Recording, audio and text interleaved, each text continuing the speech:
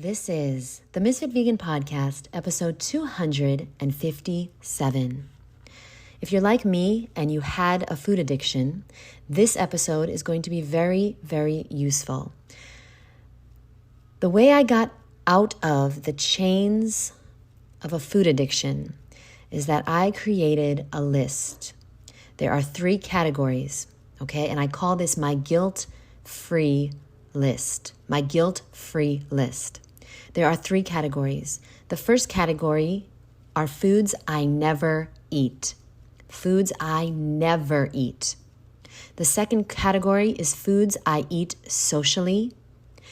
And the third category is foods I love to eat that are also healthy.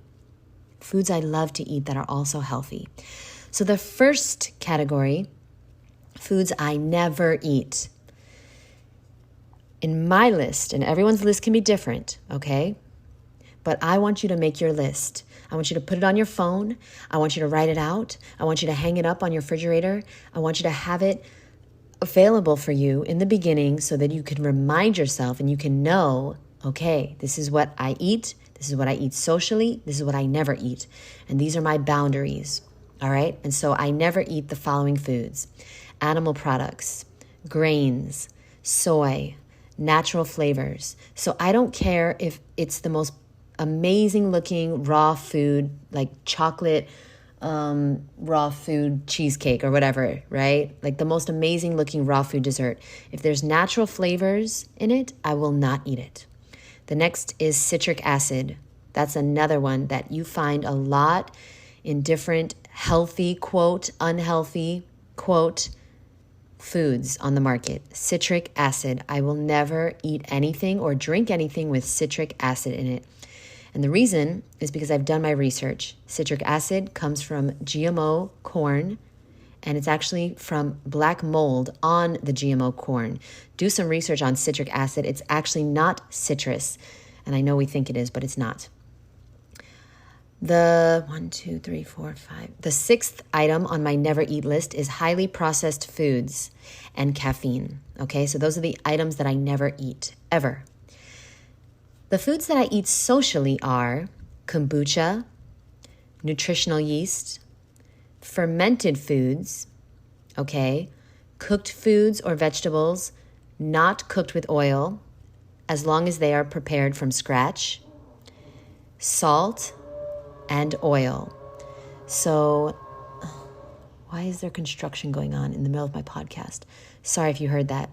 So, I do not consume oil at home, and I have decided that I will consume it once in a while if I'm, out to eat at a restaurant, maybe, a raw food restaurant, and sometimes they have like olive oil or avocado oil in something, one of these like, raw vegan burgers or dressings or whatever it is, pesto, obviously I'm not going to consume like canola oil, but you never really know what you're eating when you're at a restaurant. So I've decided on my list to like live in this world, okay, to live in this toxic world as a really, really healthy vegan.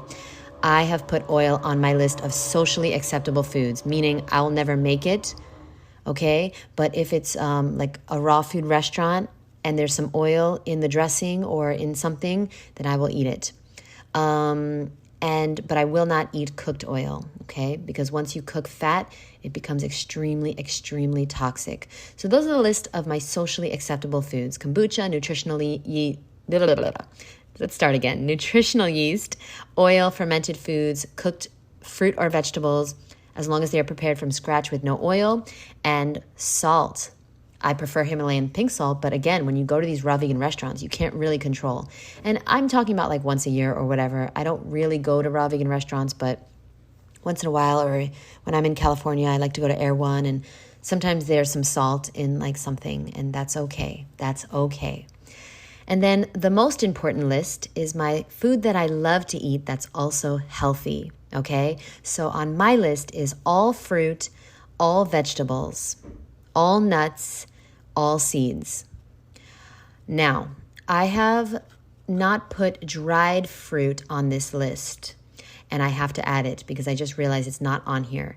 So I am going to put dried fruit on my never eat list because I have a thing with dried fruit where when I start eating it, I can't stop. So I never eat it.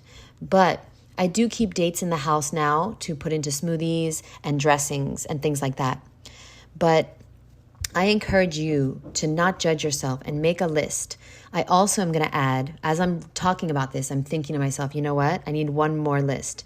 And that's the foods I don't keep in the house. So also known as trigger foods, okay? So dates used to be on this list, but I have recently given up my addiction to dates. I've given up my love of eating dates, okay? I did a lot of tapping on it. I did a lot of meditating on it, and I've done lots of journaling and realized that I can have dates in the house because I was really missing them in my dressings and my smoothies, and I can have them in my house without binging on them as long as I stay aware and I stay, I hate to say it, but carved up.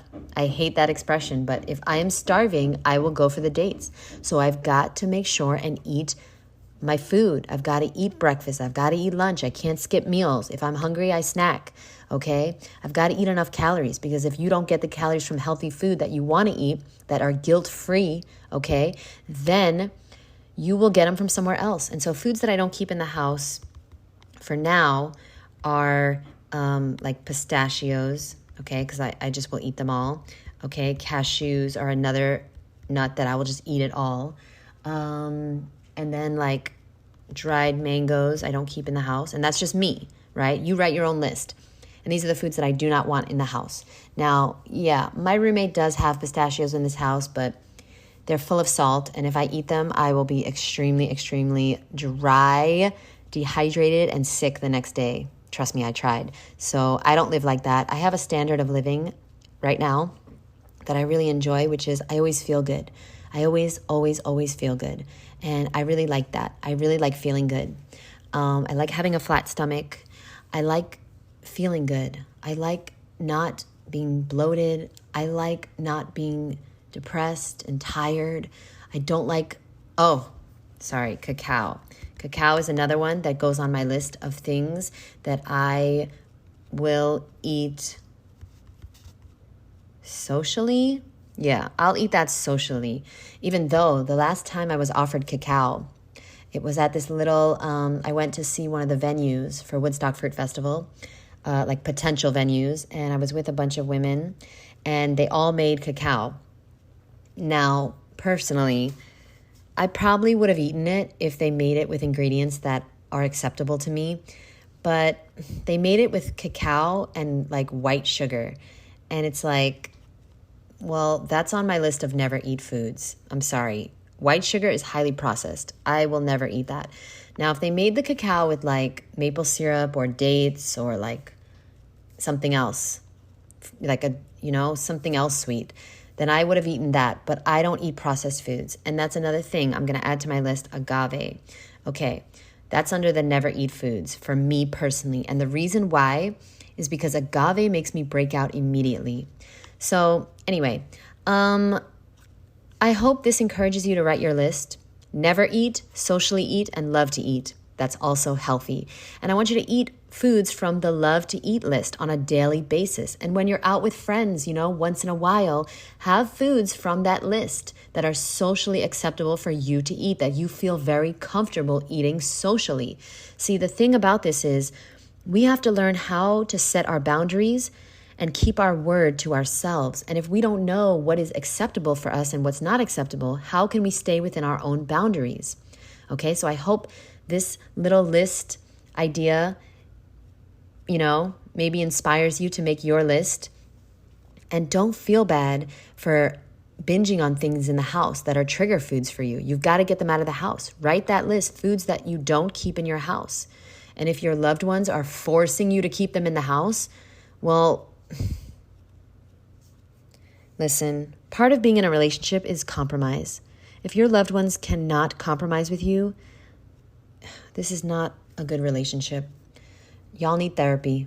I'm sorry. Now, with me and my roommate, I told her that we can't have dates in the house. And then she was like, I'm going to buy dates. I don't care. But she never did. And so I appreciate that. And then now I have dates back in the house. But there was a time where I was like, we cannot have these in the house. And she was like, that's not fair. So the compromise was, if she was going to buy them, she was going to put them in her room, or she was going to keep them in a container in the cupboard, like where I could not see it. Okay. So at the very least, your housemates can keep the food in the house that they love, but please keep it somewhere that you don't see it. Okay. Somewhere hidden, not right in plain sight. Keep the fruit and veggies in plain sight.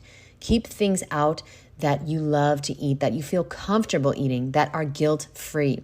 Because the worst thing in the world is that you can spend your whole life feeling guilty, okay? We've got to let it go. Regret and guilt are useless emotions. Let's let the guilt go. Love yourself, set your boundaries with yourself and with others. And when you say you're going to do something, do it. And when you say you're not going to eat something, don't eat it unless it's on your lists. And be flexible. You see, I have some things on my list that are like, I'm like, whoa, I'm going to eat like oil, like that's crazy. But if you're so restrictive, it's not going to work. You've got to give yourself a little bit of leeway. All right. And the last thing I want to say real quick, it's so important. If you are eating processed foods right now, if you're eating junk food, chips and bagels and cookies and cakes and ice cream and all this crap, well, then you have no business going straight to mono meals and eating fruitarian. Just stop. What you need to do, and what is the best and easiest way for you to be healthy, is to just set a boundary with yourself and say, okay, I'm going to eat anything that is from the earth. Fruit, vegetables, nuts, seeds, rice, grains, quinoa, potatoes, squashes, garlic, onions, frozen fruit, frozen veggies. Okay, I'm going to eat anything that is not processed. Okay, that's what you need to do. You don't need to go fruitarian. You don't need to go on a juice cleanse. You don't need to do a water fast as a catalyst to your new healthy lifestyle. No, you start right now, right here and right now. You eat chickpeas, you eat beans, you eat quinoa. Eat things that are whole foods in their natural state, okay? Because if you think for 1 second that Oreos are equal to quinoa, you're out of your fucking mind, boo. You're never going to get nowhere. So start where you are and use what you have. And then one day you might be like, you know what? After, a year or two, you might be like, you know what? I want to give up the grains. I want to see if that'll make me feel even better. I'm going to give up the grains. But don't go straight from processed foods to raw vegan. You're going to crave the processed foods so bad. You're not going to have the cravings for fruit yet. So start where you are and eat healthy cooked foods. You don't need to be raw vegan to be healthy, but you need to eat healthy to be healthy. All right? So let's just get you off the processed foods first. Get off the Beyond Beef. Get off the M&Ms and the Skittles and the whatever else you're eating. I don't know what you eat, but you've got to get off it because that stuff is causing major health issues in your body. And you can't function properly when you're eating shit. You're going to feel like shit. But if you eat fruit, you're going to feel cute. Okay? So listen, hey, keep fruit around you at all times, all right? That's your snack. That's your candy. That's your boo thing, okay? And I will see you guys in the next episode.